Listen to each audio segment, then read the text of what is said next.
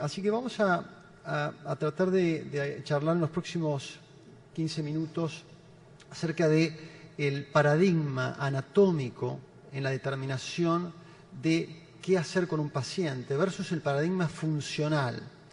Y viendo el caso que presentó Jorge al principio, ¿no? El paciente 68 años, diabético, con isquemia anterior y con enfermedad de múltiples vasos.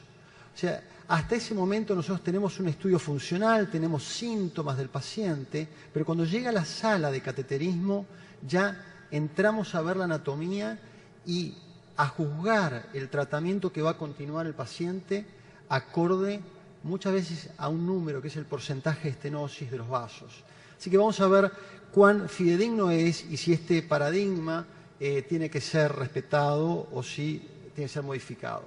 No tengo conflictos para declarar.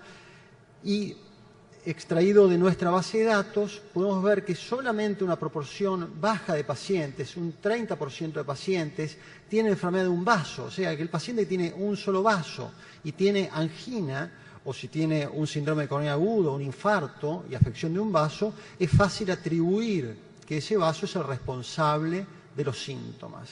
Pero cuando el paciente entra a tener 2 vasos o 3 vasos, ya que es una proporción, fíjense que es el 70% de la población que llega a la sala de cateterismo por enfermedad coronaria tiene múltiples vasos, bueno, ya ahí entramos a tener cierta confusión. Por ejemplo, este caso, fíjense cómo al tener este paciente una obstrucción muy crítica en la circunfleja y poderlo ver mediante técnicas muy novedosas con mucha exactitud, como es la angiografía en 3 dimensiones, vean cómo se puede visualizar y calcular con mucha exactitud el porcentaje de obstrucción. Sin embargo, ahí vemos el origen de la descendente anterior y es difícil establecer en este paciente cuál es el rol de esa obstrucción, establecida en un 50%, con mayor exactitud cuando utilizamos técnicas como 3 dimensiones, pero ¿cuál es la indicación? Tenemos que resolverlo quirúrgicamente, tenemos que hacer una angioplastia a la circunfleja, que es el vaso más severo. Bueno, de eso se trata esta charla. Tenemos métodos ya hace muchos años como el ultrasonido intracoronario, que tiene mucha precisión, como ven aquí, en ver el grado de obstrucción, la morfología de una placa aguda, ulcerada, el grado de obstrucción con respecto a la luz del vaso y el tamaño del vaso, o métodos incluso más exactos como el OCT, que nos permiten ver con mucha precisión lugares más cercanos a la íntima y específicamente a los stents que colocamos. O sea que son métodos anatómicos muy precisos.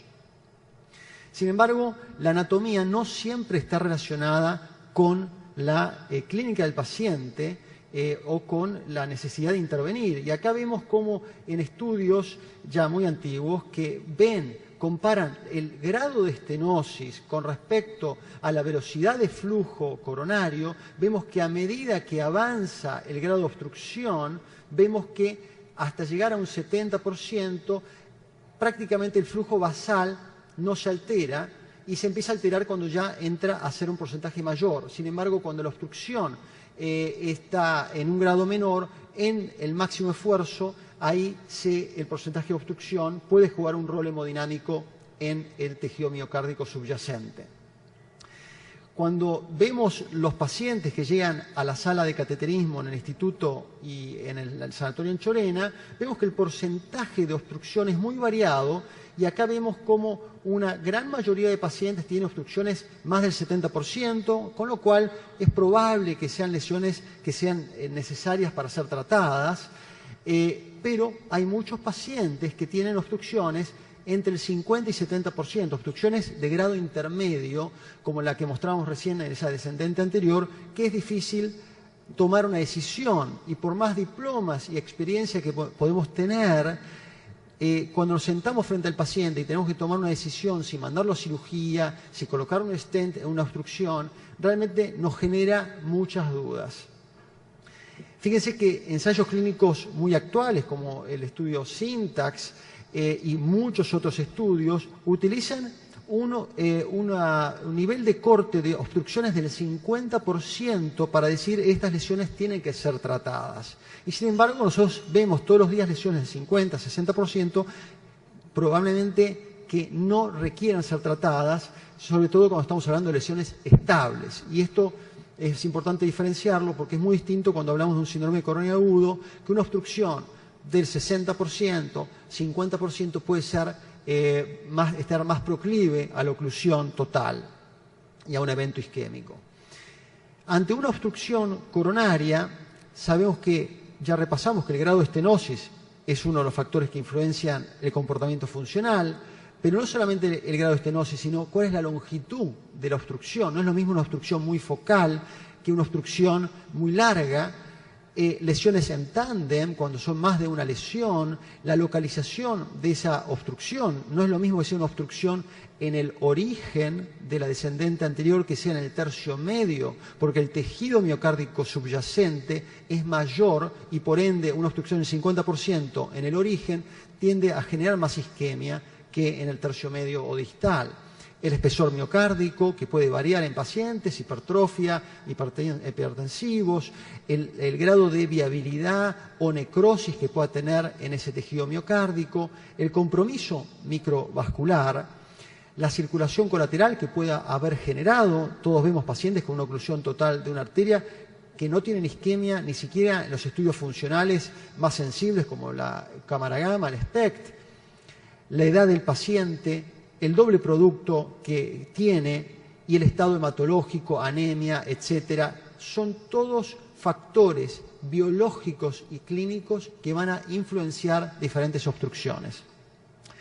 Es así como el flujo de reserva fraccional es, como vemos en este gráfico superior, ante la ausencia de una estenosis coronaria, la presión arterial distal tiene que ser igual a la presión arterial sistémica.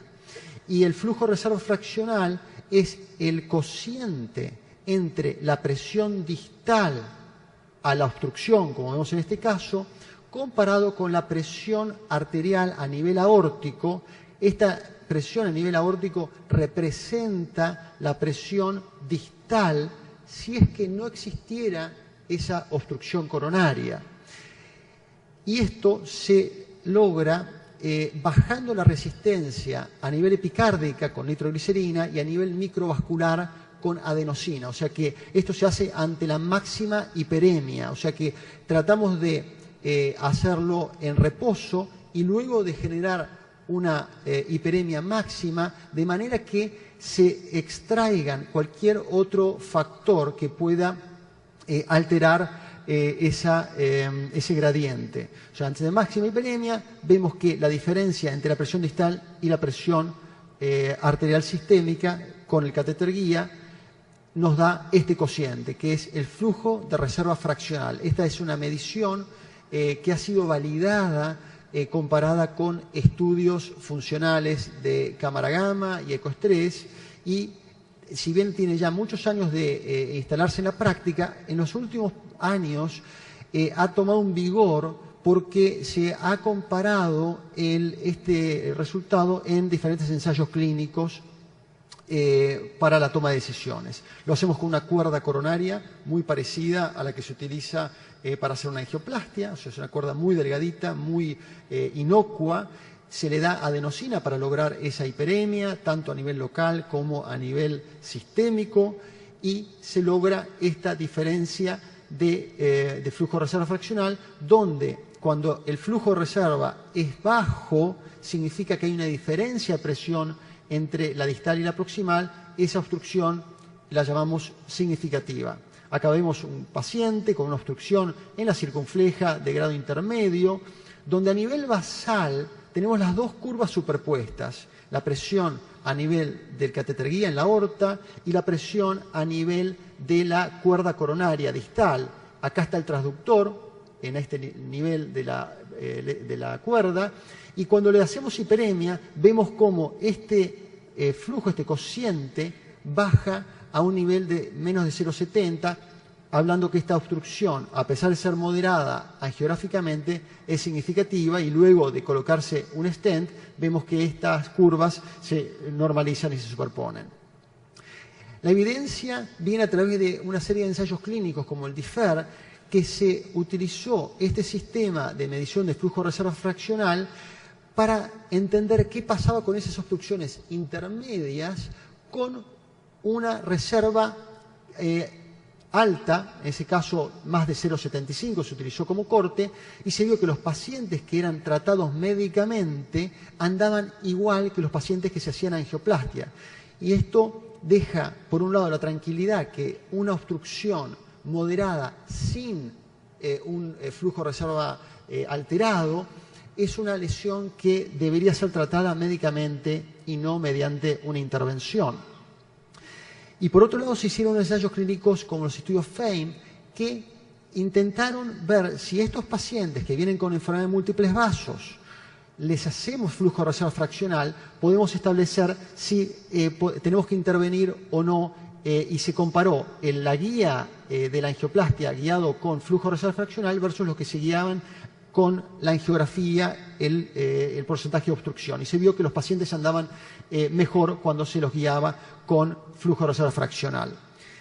El score de Syntax, que es un score que mide la complejidad de la enfermedad coronaria, nos permite establecer muchas veces qué hacer con los pacientes, pero ese porcentaje de obstrucción no siempre es fidedigno en cuanto a cuál es el grado de compromiso funcional.